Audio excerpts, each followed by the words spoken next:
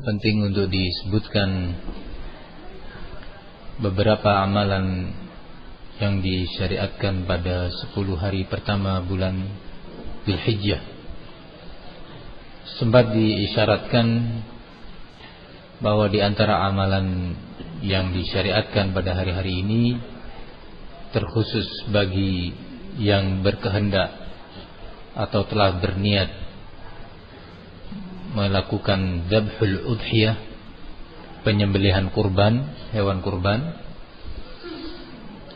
adalah dilarangnya untuk memotong kuku, rambut kepala, kumis dan yang semisalnya. Karena hadis yang ma'ruf dalam hal ini, idza dakhala al-'ashru fala yamassanna ay man arada an yudhhi fala yamassanna min dhufrihi aw sya'rihi aw basharihi syai'a. Jika telah masuk 10 hari pertama bulan Dzulhijjah,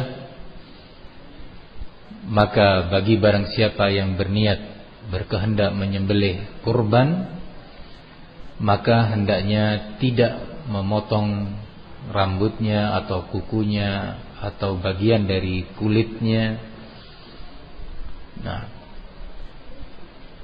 sedikit pun. Di antara yang sering ditanyakan, apa hukum permasalahan ini? Sebagian ulama menyatakan makruh untuk dipotong, sebagiannya menyatakan haram. Masing-masingnya menyebutkan adillah. Wallahu ta'ala alam. Yang lebih saya yakini bahwa al-asl fin nahi annahu lit-tahrim. Hukum asal dalil yang berredaksi larangan adalah haram.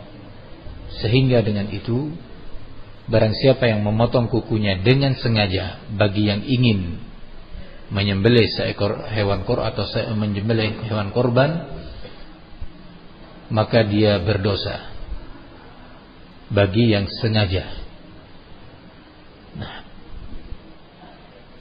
Pertanyaan berikutnya, bagi yang sengaja melakukan, apakah ada kafarah? Jawabannya, tidak ada kafarah, selain dia harus bertaubat kepada Allah, beristighfar atas pelanggaran yang dia lakukan. Pertanyaan ketiga terkait dengan permasalahan ini, apakah keluarga dari seorang yang hendak menyembelih kurban juga dilarang memotong kuku dan seterusnya, anak-anaknya, istrinya, atau kalau di rumah itu ada orang tua yang di bawah nafkah dia, apakah juga berlaku dilarang atas mereka untuk memotong kuku dan yang semisalnya? Jawabannya tidak. Hukum ini hanya berlaku bagi man arada ayyudhhi, bagi barang siapa yang ingin menyembelih hewan kurban. Apakah hukum yang keempat? Hukum ini hanya berlaku apabila hewan kurban itu sudah berhasil dibeli, atau dia telah punya, mungkin karena dia beternak sejak sebelumnya, ataukah cukup dengan sebatas niat, azm, keinginan dan kehendak? Jawabannya adalah yang kedua atau yang terakhir, yaitu sebatas niat yang sungguh-sungguh memang berniat, walaupun dia baru berhasil membeli hewan kurban pada hari ke-8 misalkan, atau hari ke-9 Dzulhijjah, maka sejak awal hari pertama bulan Dzulhijjah dia telah dilarang melakukan perbuatan-perbuatan tersebut. Bagaimana apabila ada seseorang memiliki niat untuk menyembelih hewan kurban, akan tetapi dia tidak memiliki kemampuan untuk membeli hewan kurban? Apakah dia terkenai hukum, maksudnya hukum larangan memotong kuku dan seterusnya? La. tidak terkena hukum. Ya, itu bukan niat namanya, cita-cita.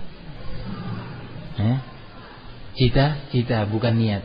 Niat itu memang dia ada kemampuan, ya, kemudian memang berniat untuk menyembelih hewan kurban dengan rincian yang tadi sudah disebutkan. Nah, barakallahu fiik. Apabila ada seorang anak ingin berkurban, tetapi uang pembelian hewan kurban itu hasil pemberian dari ayahnya atau orang tuanya, apakah anak tersebut juga berlaku baginya larangan memotong kuku, rambut dan yang lainnya? Nah, berlaku. Misalkan di antara tulab ada yang diberi oleh orang ayahnya, ya, uang untuk membeli hewan kurban dipotong di ma'had misalkan, maka berlaku hukum itu bagi dia. Dilarang memotong kuku dan yang lainnya tadi. Nah, bulu ketiak dan seterusnya. Nah, kumis, ya, dilarang. Atau ada kulit, ya, diginikan kulit kaki, itu juga nggak boleh. Barakallahu fikum. Disebutkan dalam hadis bahwa dilarang bagi yang hendak berkorban, menyembelih hewan kurban, untuk memotong kulitnya. Pertanyaannya, kalau memotong mata ikan, tahu mata ikan ada di kaki, ya, telapak kaki sering muncul, atau benjolan-benjolan lainnya yang muncul sejenis penyakit kulit, apakah termasuk yang dilarang? Jawabannya, jika hal-hal tersebut tidak mengganggu pada saat itu, maka jangan dipotong. Jika hal-hal tersebut tidak mengganggu dia berjalan, tidak sakit karenanya, ya, maka jangan dipotong.